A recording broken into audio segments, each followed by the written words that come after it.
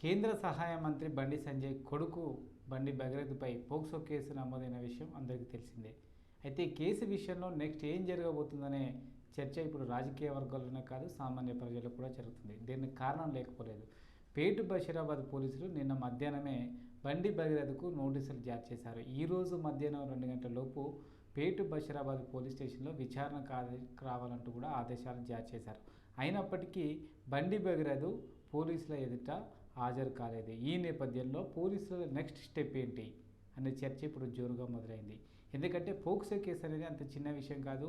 ఇది చాలా తీవ్రమైన నేరంగా పోలీసుల రికార్డులో ఉన్న నేపథ్యంలో ఒక కేంద్ర సహాయ మంత్రి కొడుకు విషయంలో పోలీసులు ఈ కేసును నీరుగార్చే ప్రయత్నం జరుగుతుందంటూ కూడా ప్రతిపక్షాలు, మహిళా నేతలు తీవ్ర స్థాయిలో ఆరోపణలు చేస్తున్నారు. ఈ నేపథ్యంలో పోలీసులకు కేసు ఛేదించడం అనేది సవాల్గా మారింది. ఒక మైనర్ బాలిక విషయంలో ఇలా జరగడాన్ని మహిళా నేతలు తీవ్రంగా తప్పుపడుతున్న నేపథ్యంలో పోలీసులు ఈ కేసు విషయంలో తీవ్ర ఒత్తిడి ఎదుర్కొంటున్నారనే విషయం అందరికీ తెలుసు. అయితే ఈ నేపథ్యంలో బండి భగీరథ ఇప్పుడు ఈ కేసుకు ఇచ్చిన నోటీసులకు హాజరు కాలేదు కాబట్టి నెక్స్ట్ స్టెప్ ఏంటి, బండి భగీరథని అరెస్ట్ చేస్తారా చేయరా అనే ఒక డిమాండ్ను ఇప్పుడు మహిళా నేతలు వ్యక్తం చేస్తున్నారు. అయితే పోలీసుల నెక్స్ట్ స్టెప్ను గమనించిన బండి భగీరథ ఇప్పటికే హైకోర్టుకు వెళ్ళి మధ్యంతర బెయిల్ కోసం పిటిషన్ దాఖలు చేశారు. ఆ పిటిషన్ను రేపు హైకోర్టు విచారించిన నేపథ్యంలో పోక్సో కేసులో హైకోర్టు మధ్యంతర బెయిల్ ఇస్తుందా ఇవ్వదా అనే ఒక చర్చ న్యాయ నిపుణులతో ఇప్పుడు జరుగుతుంది. నిజానికి గతంలో ఈ కేసుల విషయంలో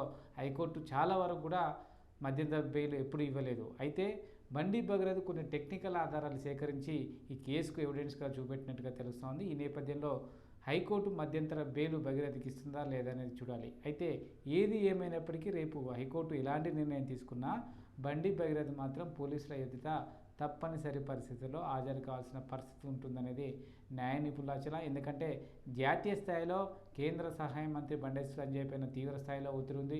ఇటు రాష్ట్రంలో బీఆర్ఎస్ పార్టీ తీవ్ర స్థాయిలో ఆరోపణలు చేస్తూ ఉంది. మరోవైపు ప్రజల నుంచి ఒత్తిడి నేపథ్యంలో కాంగ్రెస్ పార్టీ కూడా తీవ్ర స్థాయిలో బండి సంజయ్ పైన ఆరోపణలు చేస్తున్న నేపథ్యంలో ఒక కేంద్ర సహాయ మంత్రిగా తన కొడుకును పోలీసుల ఎదుట నిలబెట్టాల్సిన పరిస్థితి అనేది బండి సంజయ్కి ఏర్పడింది.